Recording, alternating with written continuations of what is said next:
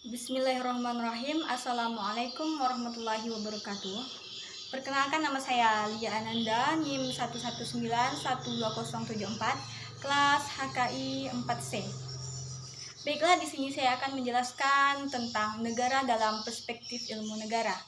Sebelumnya saya akan menjelaskan tentang pengertian negara. Pengertian negara.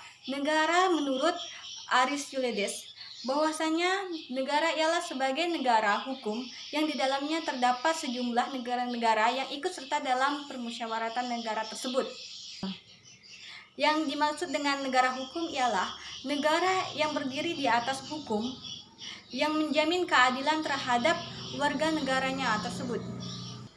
Sedangkan secara istilah, negara ialah organisasi kekuasaan yang berdaulat dengan tata pemerintahan sehingga terciptanya suatu tata tertib untuk orang-orang yang berada di dalam lingkupan negaranya. Berikutnya yaitu tentang unsur negara dalam ilmu negara. Unsur-unsur negara dalam ilmu negara terbagi menjadi 3. Yang pertama, wilayah tertentu, yaitu batas wilayah di mana kekuasaan negara tersebut berlaku. Dan yang kedua, rakyat, ialah sekumpulan manusia yang hidup di dalam suatu negara tersebut. Dan yang terakhir tentang pemerintahan yang berdaulat, yaitu pemerintahan yang tidak hanya melaksanakan kekuasaan eksekutif saja. Setelah saya akan menjelaskan tentang pertumbuhan negara. Pertumbuhan negara di sini terbagi menjadi 2. Yang pertama, pertumbuhan negara primer, dan yang kedua, pertumbuhan negara sekunder. Pertumbuhan negara primer ialah pertumbuhan negara yang masih dalam bentuk sederhana sekali, sehingga kemudian pertumbuhan ini berkembang melalui tingkat-tingkat yang lebih maju dan pada akhirnya menjadi suatu negara yang modern. Dan yang kedua, mengenai pertumbuhan sekunder. Pertumbuhan sekunder ialah pertumbuhan yang sudah ada sebelumnya, tapi karena adanya penaklukan atau penggadaian atau pemisahan, sehingga negara yang ada berubah bentuk dan susunannya pun menjadi negara yang lain pula.